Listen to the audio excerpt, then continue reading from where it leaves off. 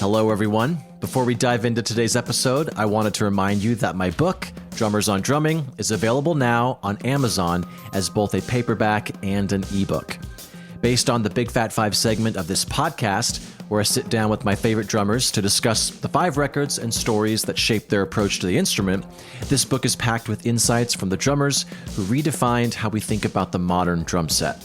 You can grab your copy now by checking the link in this episode's show notes or simply searching Drummers on Drumming on Amazon. So thank you for all the support, and now let's get into the show.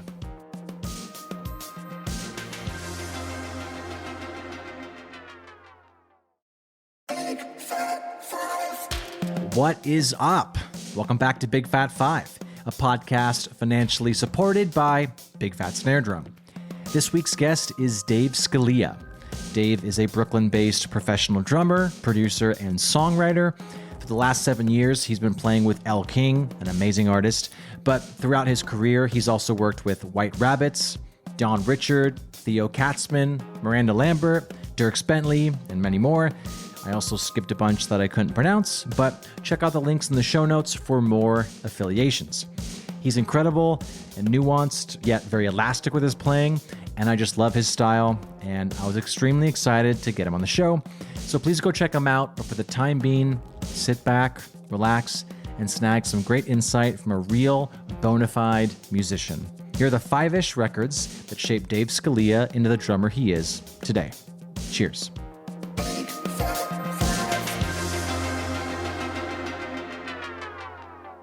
So I do want to ask, Mike Robinson was talking to me and he said, hey man, you have to ask Dave about his dad's drum collection. So can you, just to get it out of the way, can we just talk about that? And then we'll get into you. Yeah, sure. I was probably going to talk about it anyway. Okay. I grew up in Madison, Wisconsin. I was born there and I grew up there, and my dad happens to be a drummer and a drum collector. He's 77, 78. I think he'll be 78 in a few months. But yeah, he played in bands in his 20s professionally and played, around the Midwest and did the thing. Later had a different career. But when he grew up in Rockford, Illinois. And I think the fable is that like his mom and dad got him a drum set, but maybe had to take it back, or they didn't get the full drum set. I don't know, something that stuck with him. And so when he got to the point in the mid 80s, after he already had a different profession as an engineer, he's always loved vintage drums. So he started basically collecting in the mid 80s, right around when I was born, and somehow just amassed these drums. So when I became kind of cognizant of what was going on, I didn't even really pay that much attention to it. But he eventually got up to a point of, over 100 drum sets in his vintage drum collection. Full drum sets, and we're talking nothing beyond this certain point in the 70s. He had some Vistalites. He doesn't have any Vistalites anymore, Ludwig Vistalites, but I think he's got some blue olive badge, but nothing in the 80s. There's like this hard cutoff. So he's got, WFL, Ludwig, Gretsch, Rogers, Slingerland, the big American drum companies, and cymbals too, old Ks, old As. It's still a very strange thing to realize. I just grew up with it. I grew up playing on these drum sets, and I still don't really fully comprehend how special that was. I was really lucky. I'm basically the most spoiled drummer around. Do you ever take those kits out, or is he like, no, they stay in the basement? No, he's very generous about it. And right now in New York, I have a round badge Gretsch and a club date, mid to late 60s. I forgot what the serial number, maybe 300,000. So probably like a late 60s club date, gold sparkle club date, and a couple snares floating around, and some cymbals floating around too, some old A's and Parrot K hi-hats.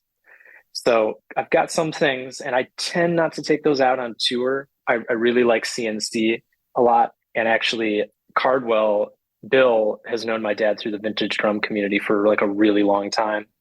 And then Jake, his son, reached out to me when I played in a band called White Rabbits years ago, and like we made this connection. Like, oh, our dads have known each other for 25 years. Well, do you want to play these drums? I'm like, yeah, I love them, and I feel like the spirit of vintage drums is in there, and it's a family vibe. So I really like using those for the road and sessions too. But I feel like I get the vintage thing, but I don't have to kind of be like freaked out when Tommy might, who our mutual friend Tommy might, something might happen to it on the road, and I get freaked out because it's my dad's, you know. Yeah, it's the hardware, the vintage stuff that scares me. It's not the shells. Yeah. Totally, those things hold up, but yeah, when you have those flat bass Ludwig stands and you're Yes. playing and you hit a big crash, something might happen, you know. This begs the question, and I'll word it Hmm. as respectfully as possible. When the day comes that you do inherit all these drums, Hmm. what is your plan with them? Well, yeah. So the update, not to disappoint everybody, but the update is, you know, he's kind of whittled down the collection a little bit. I Mm, think we're down to maybe in the 50s, maybe 40s or 50s, which sounds insane barely to any say. at this point. Right. Yeah, you can practically fit them in a closet. So he's whittled them down a bit, and we always have those kind of strange and awkward conversations. Not always, but occasionally we'll have these conversations about it. And yeah, I mean, at some point I'll probably have some drums. I'm not really sure what. I mean, I know what I'd like to do with them. I've thought about it. He's been very open with me. We talk about drums all the time, and I mean, first of all, when we get on to the influences, I'll talk about him and some of the music things, but I mean, he's a great drummer himself. And he's really kind of the first person that I saw playing drums. And he's got an awesome taste in music, and he knows a ton about vintage drums. I mean, it is just encyclopedic, and it's really impressive. But one of the things that I told him when he consults with me, he's like, oh, should I sell this kit? Like, I don't know when I'm torn. What should I do? I've always just been like, look, I love these things, but I love the sound of them and I love the spirit of them being, revitalized. I want them to be on records. I want them to be played at shows or, special occasions or whatever. And so I'm all about the sound profile. I'm like, look, if you've got like a Radio King snare drum that is this, certain amount of plies and it's the certain depth and all these specifications are the same. If you have something it's just cosmetic, that the finish is different, I don't care about that stuff, because the cosmetic thing for all instruments, but particularly drums, can become that's where the collectors go crazy. Sometimes you get these catalog perfect kits and it's like, well, I've got the red sparkle, I got the blue sparkle, I got this wrap and everything. And I'm like, look, if the sound profile is basically there and we've got a wide thing, that's what I'm really excited about, because I do a lot of recording. I've got a studio in Brooklyn. And I love just recording these things, because above all else, they're beautiful instruments and they sound amazing, and they represented kind of like a golden age in American instrument production and in American music. But if it's something that's like, it's not really a player's kit, or you've got 8 of the same matching thing, I'm like, all right, get rid of 7 of them, maybe keep the coolest color. Sure. So that's where I'm at. Well, let's get into your 5. So, talking about those, what was your mindset when compartmentalizing the 5 choices that we're going to talk about today? It's really hard. I'm sure I'm kind of echoing what a lot of friends and guests of the show have said. But at first I was like, oh yeah, man, it's fun above all else. But then there's this kind of daunting point where you're like, oh my God, I'm going to leave out some stuff. And then I'm going to go back and be freaked out and whatever. I, I really, I really like the history of drumming a lot. And I really feel like music of the 60s and 70s, partially because of this drum collection that I grew up with, and my family's musical influence, really were kind of there's this fertile time where I really got into music and drumming. And I think that I'm trying to represent that a little bit more.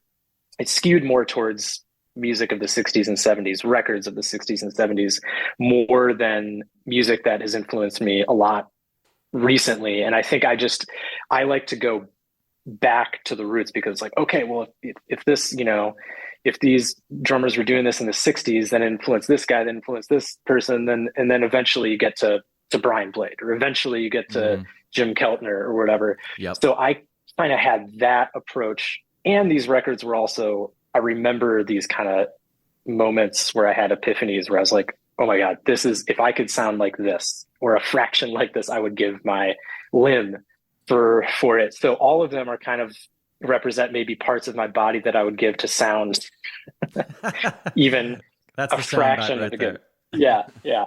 So that's kind of my approach. They're a little bit older examples of records, but I was exposed to them early, luckily, because of the family I grew up in mostly.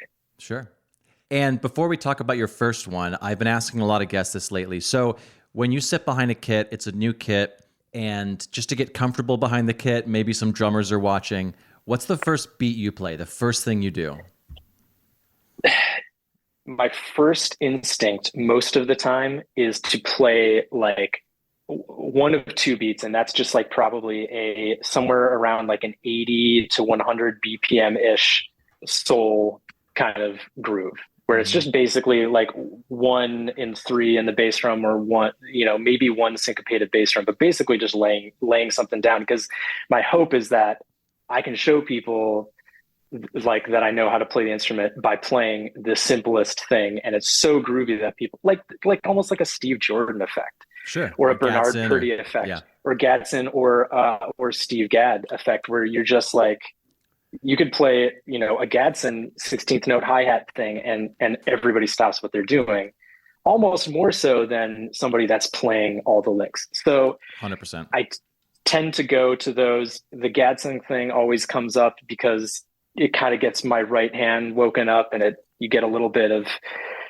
technique coming out with the right hand. But basically, if I can play something, a basic, simple rock or soul groove, and get people's attention, the tone is amazing. The drums I tweaked all the lugs, did any dampening I need to do. All the equipment sounds good, and I play it and it feels good.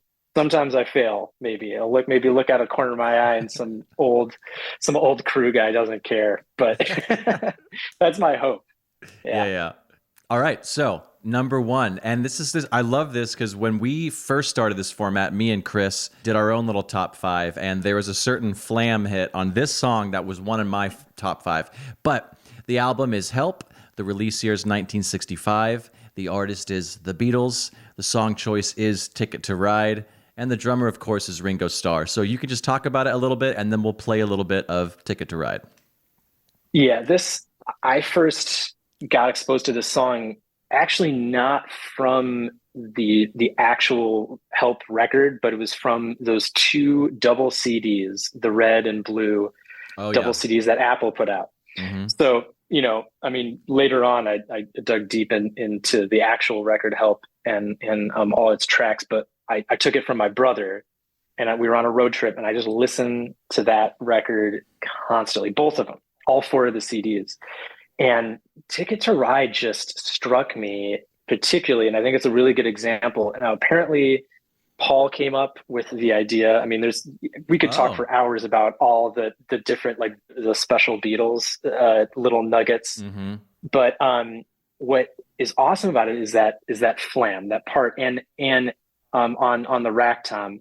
But what's so cool about it is that I feel like I can hear Ringo evolving in real time with the song, because that verse A section, he plays that like it's like the second part of the triplet maybe, but then the chorus happens, the groove changes, then it comes back to the verse again, and then he changes it up, and it kind of like picks the song up. It's so cool because it's like it's not through composed, but it's not like it's evolving, I feel like. And apparently it was done in maybe, I think, 2 takes. I think this is, from what I've read, this is one of the first times that the Beatles actually started to record structurally, where basics were done and then they overdubbed. Before that, they were doing everybody playing at once, in the room together.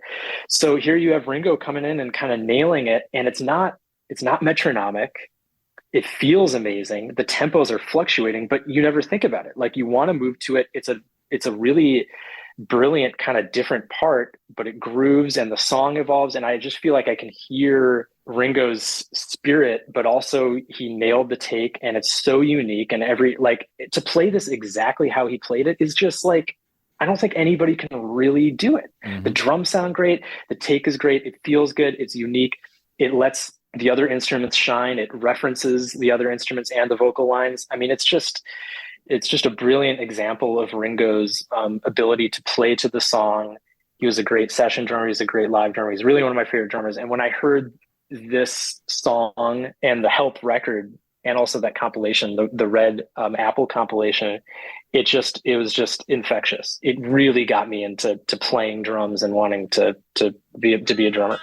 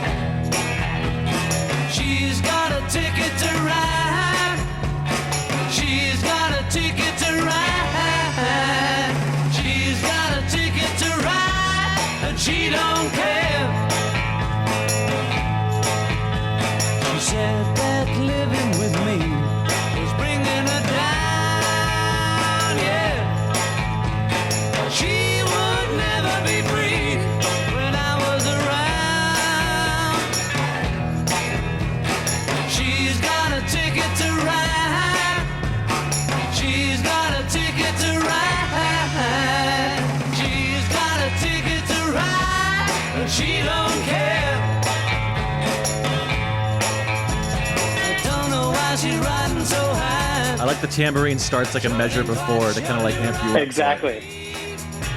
Before she gets to saying goodbye, sure think twice, sure to do right by me. I think I'm gonna be sad. I think it's today. Yeah. Now it's straight, picks it up, not doing the triplet thing. It's driving me mad, is going away. Yeah. Oh, she's got a ticket to ride. She's got a ticket to ride. She's got a ticket to Is he doing unison? Like three little hits on, I don't know. I think he's doing I don't really know. And it sounds like it's kind of almost a roll between like either the rack or the floor and the snare. Or maybe he tried to do it unison and the hands just didn't I don't know, but to me, that's so hip because it's just like, when's the last time we've heard a fill exactly like that? I mean, it's really unique to me. Was that a blast beat? I think it was like a fraction of a blast beat. Wow. Apparently, John said that this was like the first heavy metal song or something, or that it was like kind of early birth, which is an interesting observation. I really don't have an opinion as to whether that's a yes or no, but it's those little fills are so hip. The rolls on the tom, and then one of the times he just doesn't do a fill, and then you've got that fill, and it's just really kind of almost through composed and unique, still groovy, just an awesome drum tune. Have you ever gotten a chance to see Ringo's All-Star Band? I have not. I did see Paul at Austin City Limits probably 4 or 5 years ago. Abe Laboriel was just unbelievable drumming and singing those high harmonies. That is probably one of the best shows I've ever seen, just being, a pretty big Beatles fan. And this record and other Beatles records were really kind of the first things that got me into music because I stole it from my brother. And so seeing him live was just this moment, but I never saw Ringo's band.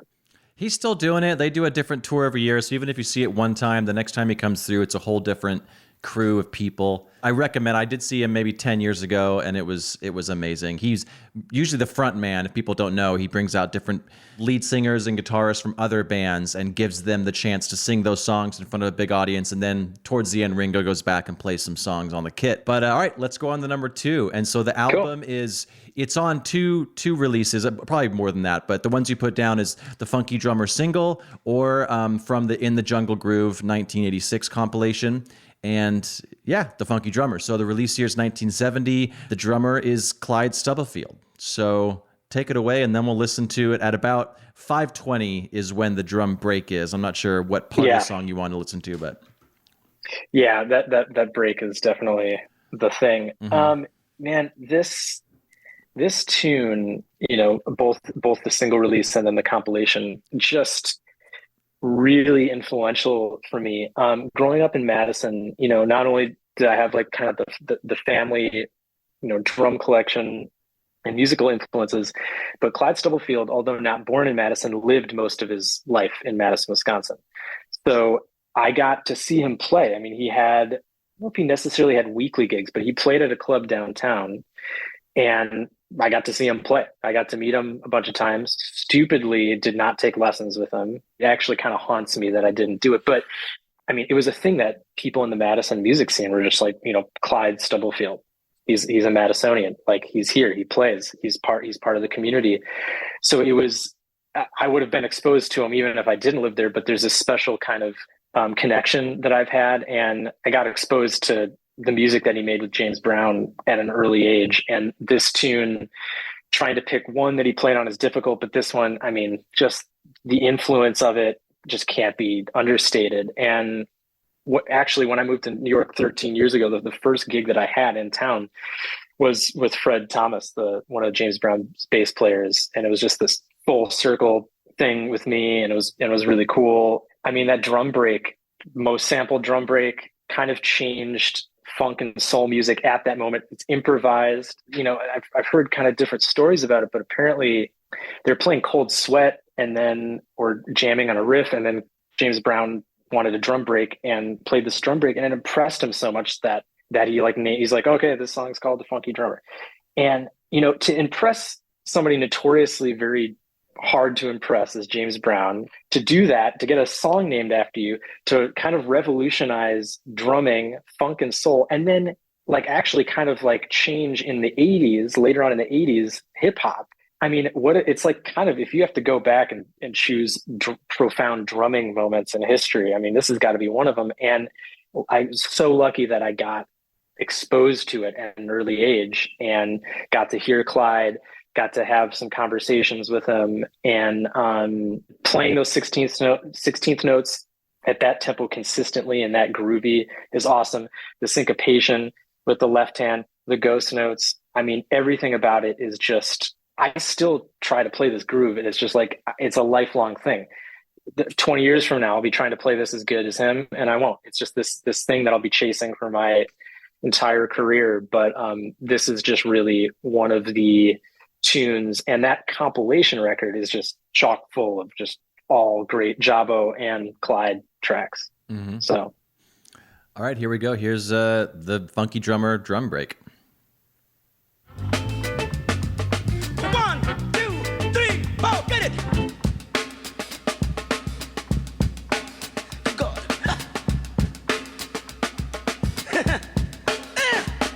Ain't it funky? Ain't it funky? Ain't it funky? Ain't it funky? 1, 2, 3, 4.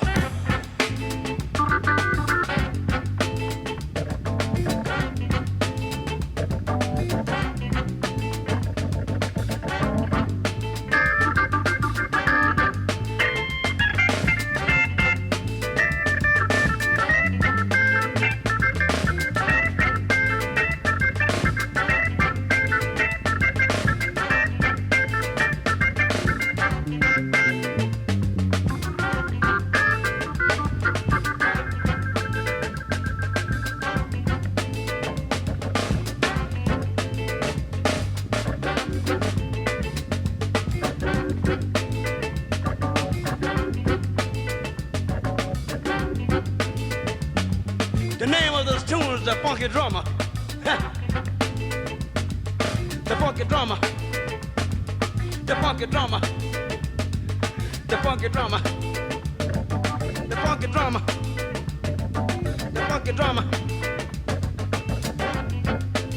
The Funky Drummer.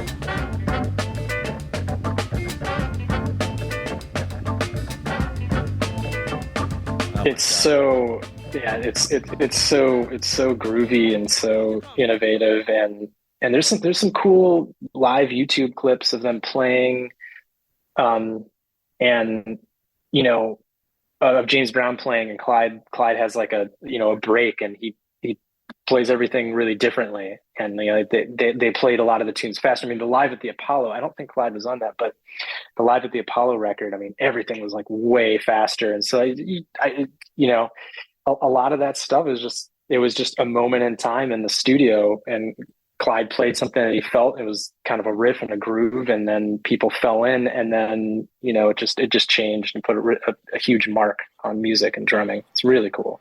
Yeah, I've seen some videos where he plays that break on the ride, where he's just like almost crashing on it the whole time. Yeah. Well, how was it playing with James Brown's bass player?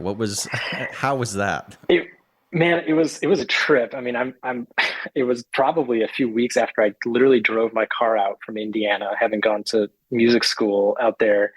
Got a friend of mine hooked me up with a gig playing with Fred, and we went to his basement in Bed-Stuy and rehearsed the tunes. And it was just this crazy experience, man. I was incredibly nervous, and the gig happened, and it was just kind of a blur. I was just like, oh my God, I'm playing in New York, and this guy played with James Brown, and we're just like, but it was really cool, and we had some awesome conversations, and I just tried to soak up as much as I can, and Sure. or as much as I could at the time, but I was probably a little quiet at the time, just being like, oh, thank you. How did I do? Yeah. It's a good drummer. Didn't talk cool. much though. Yeah. Yeah. All right. So number 3, the album is Four and More. The release year is 1966. The artist is Miles Davis. The song choice, and again, I say this every episode, I force people to pick a song. Not that this is necessarily, the best one on the record or the one I made you pick one song. So this is the song that I made you choose. 7 Steps to Heaven, and the drummer's Tony Williams. And maybe this is the song you would choose anyways, but just take it away.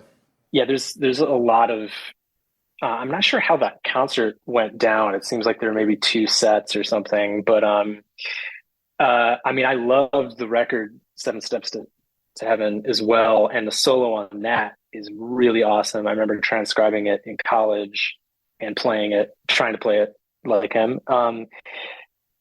Yeah, I think I love the form of this tune, and I like the song. It's lyrical and cool. I mean, so is Walkin', but I mean, they play it way up on this. And I remember hearing this record for the first time in college, really early on in college. I went to jazz school, and why do you laugh on that? Just because that seems like an oxymoron. Okay. Saying jazz and school in the same sentence. That's another conversation. Yeah. But no, it was a really good, valuable time.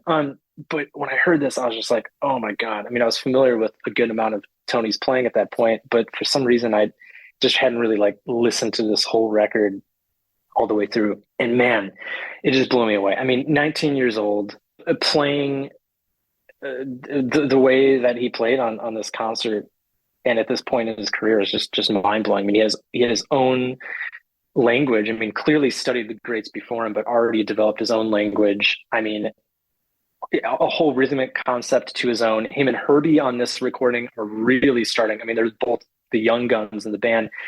They're really communicating with their comping. Tony's soloing is just really lyrical, compositional. There's dynamics. It's lyrical. There's really cool, awesome, linear ideas that I could talk about every single limb of his for the entirety of this podcast, but I think the solo is awesome. I liked it because the solo is kind of in the top half of the tune.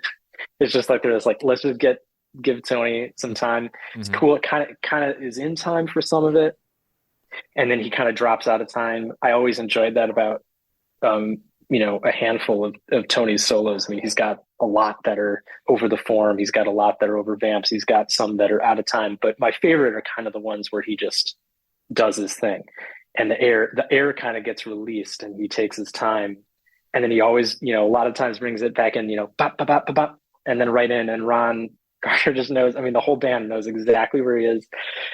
The interplay with Herbie on this is amazing. The tune evolves; it goes different places. I mean, it's Tony's playing in this is just really kind of the most exceptional and my favorite examples of jazz drumming. And when I heard it in college, it changed. It was like a sea change for me. It was like, this is how I am going to try and sound. This is it. This is incredible. This whole record is just some of the best jazz drumming that's ever been recorded and ever will be recorded.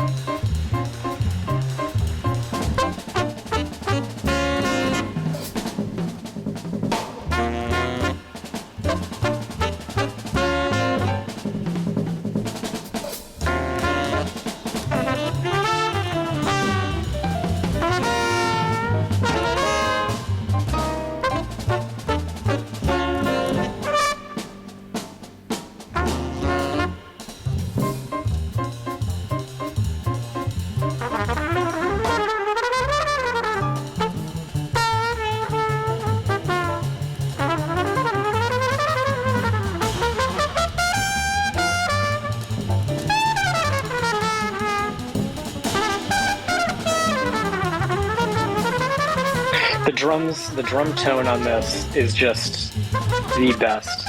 Yeah, wow. Yeah.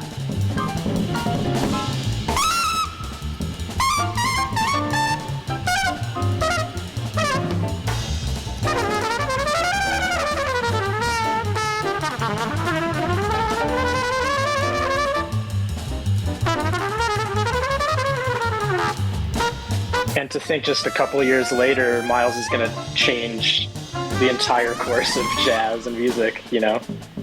Crazy. Such an innovator.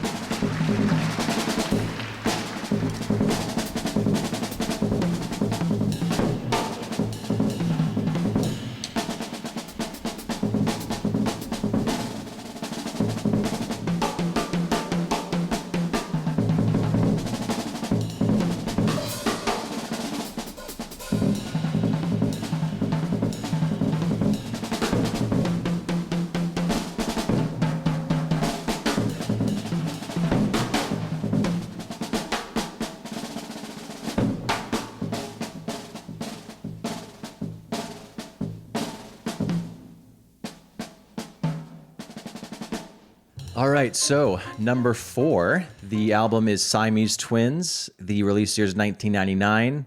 The artist is Frank Glover and Cloud Sifferlin. Mm-hmm. All right. Yeah.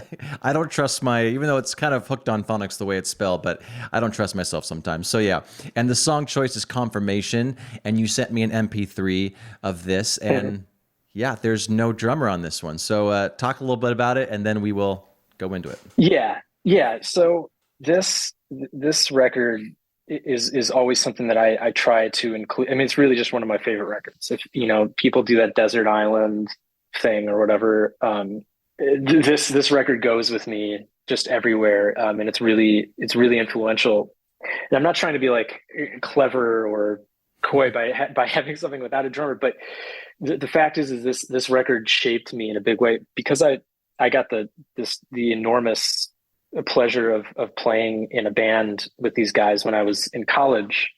They're both musicians in Indianapolis, jazz musicians in Indianapolis, and starting my sophomore year, I started to go up and sub for another drummer, and then eventually became their regular drummer at a jazz club called the Jazz Kitchen in Indianapolis. And I got to play with Frank and Claude for 4 years, and before Claude passed, and they would play duo all over town, but mostly at this jazz club called the Chatterbox. And I had seen them play before I got asked Frank asked me to come and play in their band. And watching them play duo was just, to me, one of the most prime examples of what music is about. And they developed their own language. They've been playing together for, 25 years. They developed their own language. They had these beautiful conversations musically as a duo, just playing on this record. Frank's playing clarinet, but he plays tenor and soprano as well. But his clarinet playing is just unreal. And Claude, each of them have such a unique voice, but they come together and they have a voice together too. And that's why I think, maybe the name Siamese Twins might be wrong about that. But watching them play duo is just still, I would give anything for it. It really would be if I could bring something back and sit and watch a concert, watching these guys play, and then later having the opportunity to somehow play with them for years was just incredible. It just gave it. They had this ability of, they had this elastic time too, where their time sense, you'd be listening to the form and you'd just be like, oh my God, wait, are they not together? But their phrase points were perfect, their harmonic language, their lyrical interplay, and also their time was elastic. And so one of the challenges, and I put that in quotes because it wasn't a challenge, it was very advanced, and I had to figure it out like on the gig. Never talked to these guys about it either. I just come in and I just played and I had to figure it out. And my ears really got together, and a lot of other things. And I don't even think they got together. I think to me, I was hanging on for dear life because these guys are two of the best musicians that I've ever, played with. But their sense of time really was amazing. And it gave me it was just elastic. They always knew where everything was. And this record not having drums really influenced me because I had to listen to it a lot and kind of figure out what the drums were doing. And it just got my ears together as a drummer to not be so metronomic in this case, but just be a drummer that had such confident time and had time within a group. And this time concept not being this literal thing of just on the grid, which music is very much in that realm now. And listening to them converse and have their own language is just, it would influence anybody on any instrument, but particularly drums, because it's not there almost, if that makes sense. The absence of drums almost just gave me it made me think about ideas. It made me think about time differently. And just spiritually listening to them play, and the lessons I learned from playing drums with them in their quartet was just really one of the greatest musical things in my life. So yeah, although there's no drums here, it shaped my drumming. Their playing shaped my drumming so much. All right, well, here's confirmation, and you told me a certain area of the song that kind of showcases their back and forth in a great way. So here we go.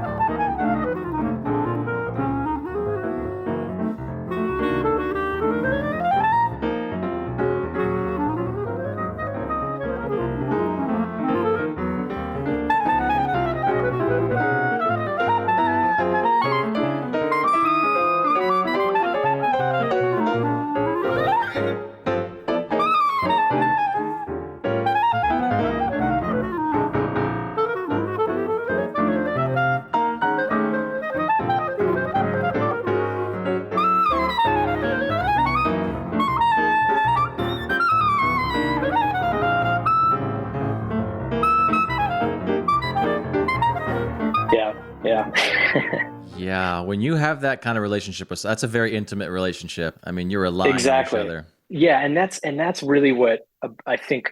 There's a lot of lessons you can take away from that, but I think you just hit the nail on the head. I mean, it really taught me about the depth of the music relationships that you can have, and then trying to articulate those in our like Western music terms, knowing where the phrases are, knowing the harmonic language, melody, like listening to each other. And it just kind of blew my mind at the time. And having knowing that those kind of relationships exist and being able to witness it, being a part of it, but also witnessing it. And that record is incredible. I'm not sure, sometimes it pops up as being available and other times it doesn't, but if anybody, I would recommend checking it out. Claude has a solo track on there, solo piano, All the Things You Are, that is just one of the best solo piano versions of that song ever recorded, in my opinion. But yeah, brilliant record. Awesome. One of my favorites. Do you still just play along to it? Is that just to kind of mess around? Man, I don't. I've tried it back in the day. I did it when I think I was trying to oh man, I'm going to come back this next week and But I haven't done it. I haven't done it recently. It's weird not to sound corny, but it's like a really emotional record for me to like even listen to. But that is a good idea, and I should because it's just. I think I would get really distracted. I just listen to it and just make that face and just be like, oh, and drop my sticks or something. You said Cloud passed away. Is Frank still playing? Frank is still playing. I I haven't talked to him for a little bit. May have been a year or two since I've seen him, but I think he's still in Indiana, um, playing. And yeah, I think he's still playing at the Chatterbox. Which, if anybody's going through Indianapolis on tour or not on tour, or whatever, I love that club. It's like a dive bar that has jazz 7 nights a week, and I played there every Wednesday night. And then I played at the Jazz Kitchen every Monday with Frank and Claude, and every Tuesday I played in a big band at the Jazz Kitchen. So I was gigging a lot in Indianapolis, and yeah, it was a really really awesome time. But Frank will still be there from time to time, and he's really one of the greatest living clarinetists and jazz saxophonists. But not too many people know his name. Okay, So well, hopefully this will there you help. have it. So, Yeah. all right. Well, number 5, the album is Donuts. The release here is 2006. The artist is Jay Dilla. Song choice is Lightworks, and the drummer it's just samples, and it's Jay Yeah. Dilla being Jay Dilla. So, Yeah. take it away, and then we'll listen to a little bit. Yeah. I also heard this one like right around when it came out, and I was in college. Somebody was like, "Man, check this out," and another one of these epiphany light bulb moments. Or I'm not even sure if it was really a light bulb. I think it was just like the light bulb might have burst or something. I hadn't heard production or this rhythmic concept before, and it's almost a nice pacing with coming from what I was talking about on the Siamese Twins record, because it's Dilla time. It's its own unique thing, which I think there's actually a book that I've read a couple pages out of because friends have shared it with me, that people have analyzed what's happening here, what Dilla did and what he accomplished. And what's so cool about it is, it's innovative hip hop production, but also I think the rhythmic and time feel. I mean, there's some cool harmonic stuff, cool production, cool textures, all kinds of things. But really, as a drummer, it was just like, whoa, okay, this is cool. And I remember hearing it right around the time that a lot of drummers like Chris Dave were physically putting this into action. And now it's a very, I would venture to say it's a genre in and of itself, where there are drummers that are, doing this. It's kind of hard to articulate, but there's multiple time feels at once. And there's not, there's a beautiful diagram in this book, Dilla Time, that Dan Charnas. There's a book called Dilla Time, and he has this image of saying straight time, and it's just like a straight grid, like playing along to drum machines, 80s drum machines, straight time. Then you got swing time, like a Count Basie tune or whatever. And then Dilla Time is just like, it's like kind of all these times at once, but it still grooves so hard and it does something to you. And hearing how he approached his production really was awesome, because it helped me. It just like made me approach. I mean, I don't consider myself a drummer that specializes in that kind of drumming, but it's something that I identify with, and I feel like it influenced my playing, because it, above all else, like every drummer has like a beating heart and has swing to them. Like no matter and every musician has it. And I think it's one of the things that is just most special about playing music, and especially an instrument that, is highly rhythmic, and hearing somebody kind of blow the whole paradigm has shifted now, because of the kind of production that Dilla came up with. It just made me think about drums differently. I was like, oh man, wait, you mean the snare drum and the bass drum? Like talking about groove drumming, especially, like, oh, you mean they don't have to come at the same time? Like, you mean that there's this whole, now everything is kind of floating in space, but you are going to place it in a certain way that is going to make it feel this way.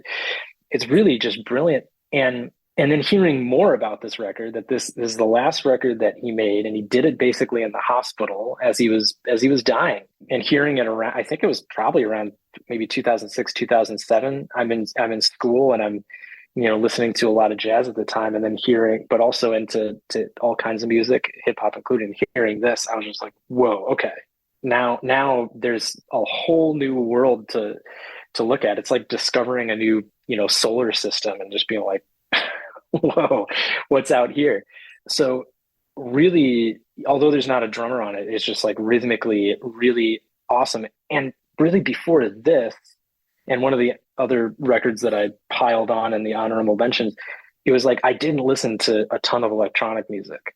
And then this is one of the records I was like, okay, people are doing genius things and breaking boundaries and rhythmically making things that are amazing in electronic and sampled music that are new, that are also organic. And it just opened up the entire new realm for me and introduced this time feel, and then also new production techniques. And yeah, just an awesome record. And it's so cool. All the tracks are short and they're just little short stories. And Lightworks has kind of always been my favorite. It's just vibey and cool. And the beat has got that Dilla thing. It's awesome. Hell yeah. Well, here's Lightworks. This is Bendix, the Tomorrow People. What is the magic that makes one's eyes sparkle and gleam, light up the skies? The name of the game is Lightworks.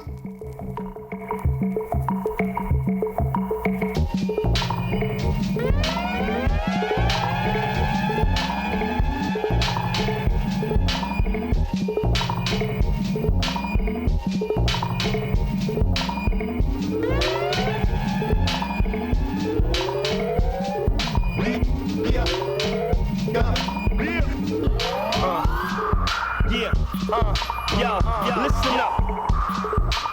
Listen up.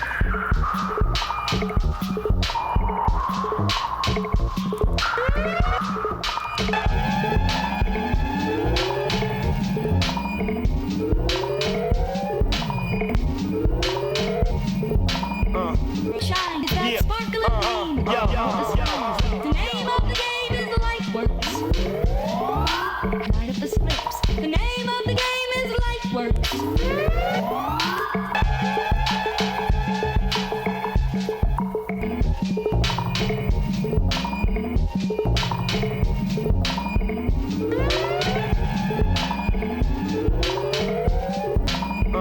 Shine is that sparkling beam. The name of the game is Lightworks. Light up the slips. The name of the game is Lightworks.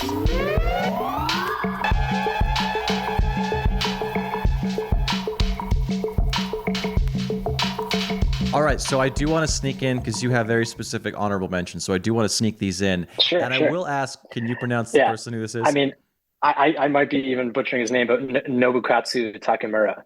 And the song is Kepler. So here we go.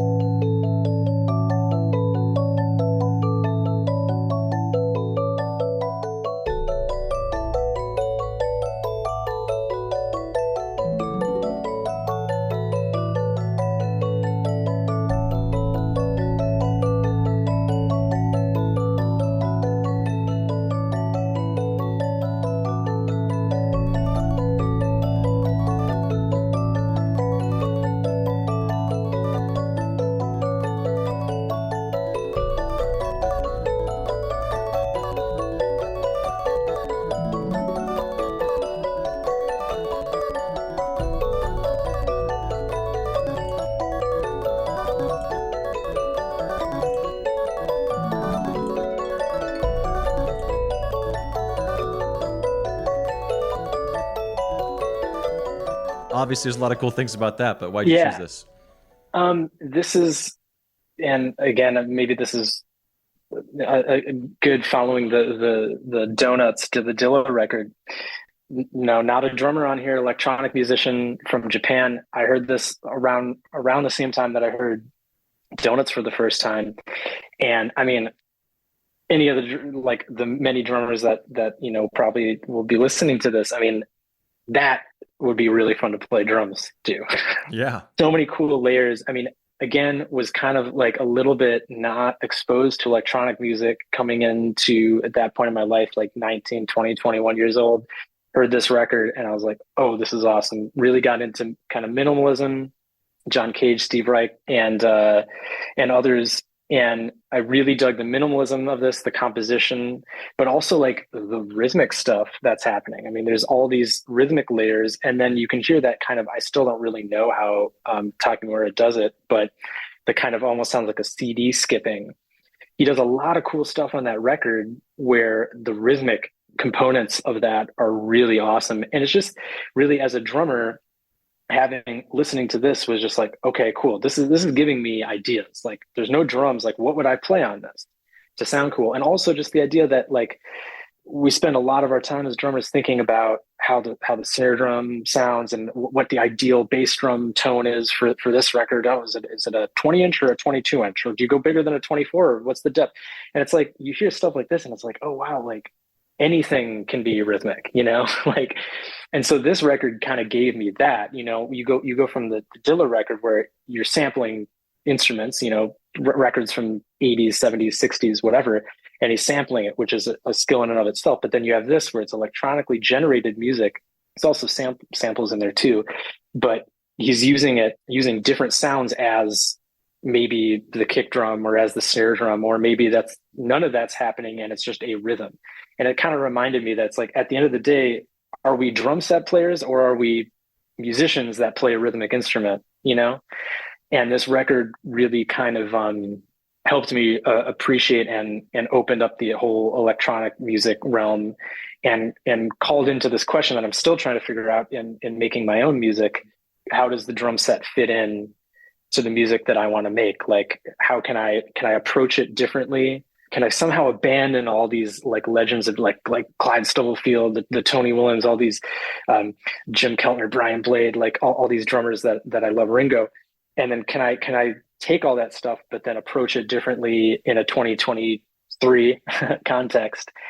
And this record just, I mean, it sounds beautiful. It's really cool. Compositionally, it's awesome. But rhythmically, it actually gave me a ton of ideas. And, you know, he did it all, as far as I understand, all in his apartment in Japan. So as like kind of another fellow, you know, sort of bedroom producer and electronic musician that's trying to figure it out, it's just really cool music.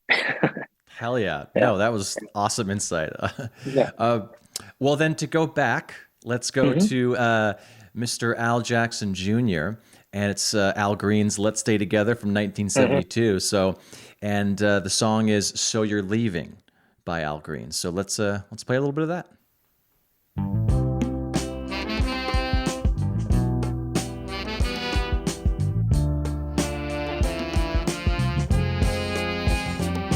So you're leaving me today just because of what they say. You took that word against mine, but friends do lie sometimes. Before you walk out the door, let me say this once more. Girl, you the one for me. Open your eyes, can't you see? Now you're leaving me. Hey, baby, why you wanna leave me? Hey, baby,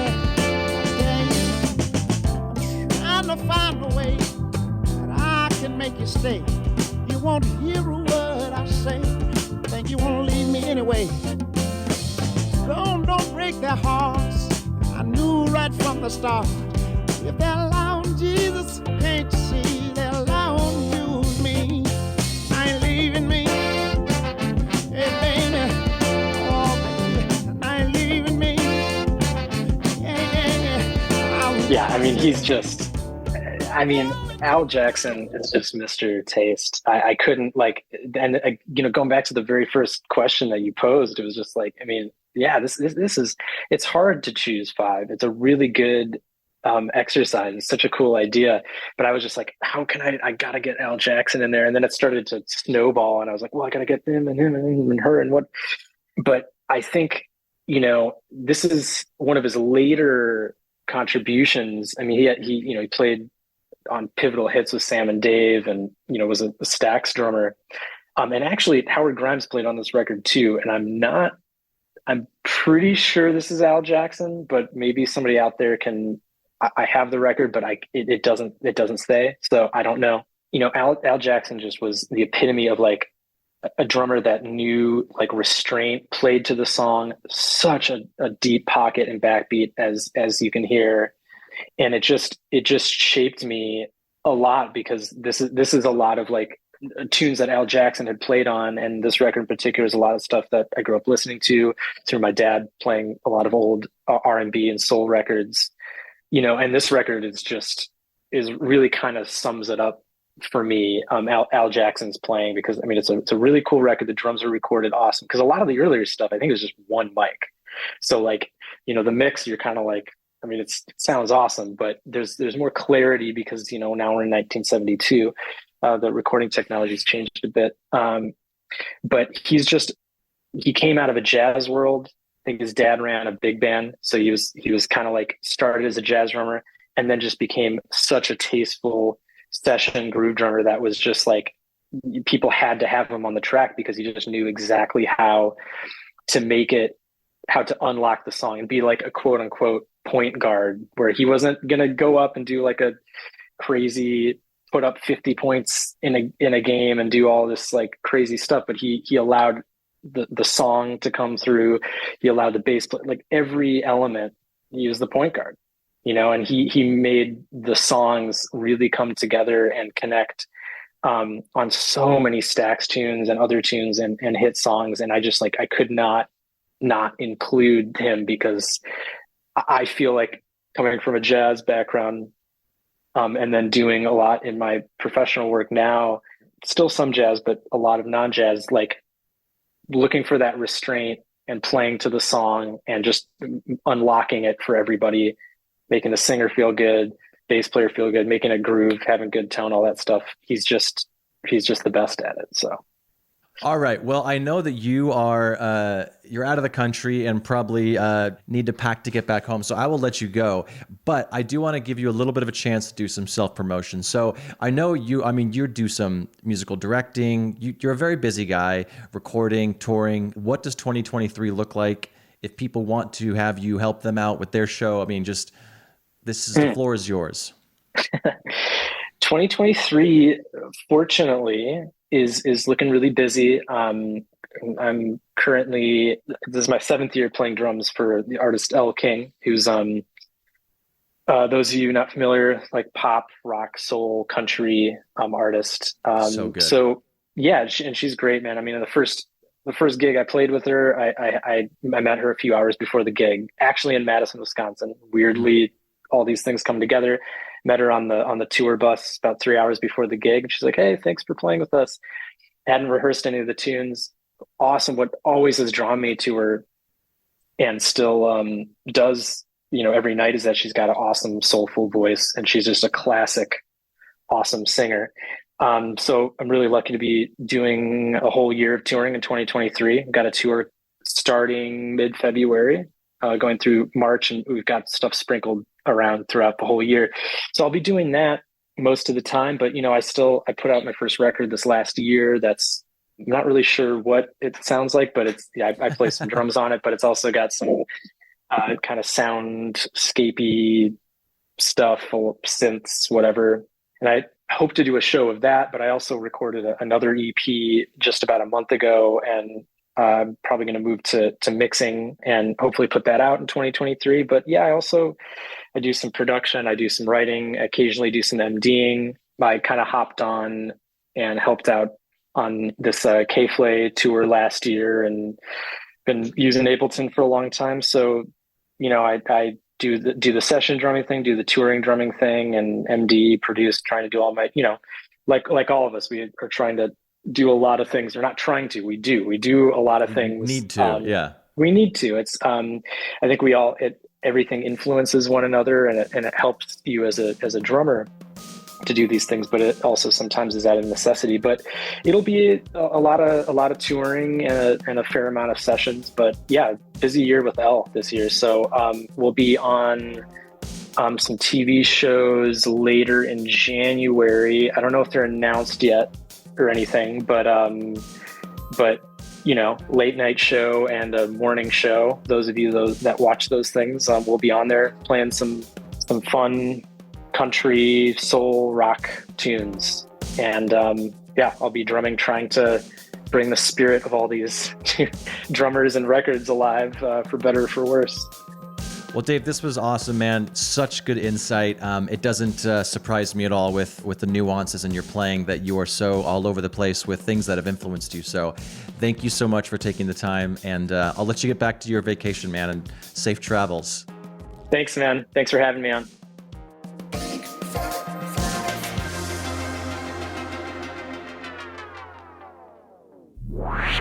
And that's the show. If you're listening on a platform that allows ratings and reviews, do that.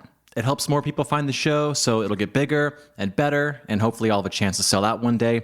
But you'll be an OG listener that can brag to all your friends. Anyways, why don't you go and check us out at bigfatsnaredrum.com and follow us on all the socials. Just search for Big Fat Snare Drum and you will find us. The show is edited in part using iZotope RX Audio Editor. It's amazing, so go check that out at iZotope.com. And thanks again to Gunnar Olsen for the theme music. Bye.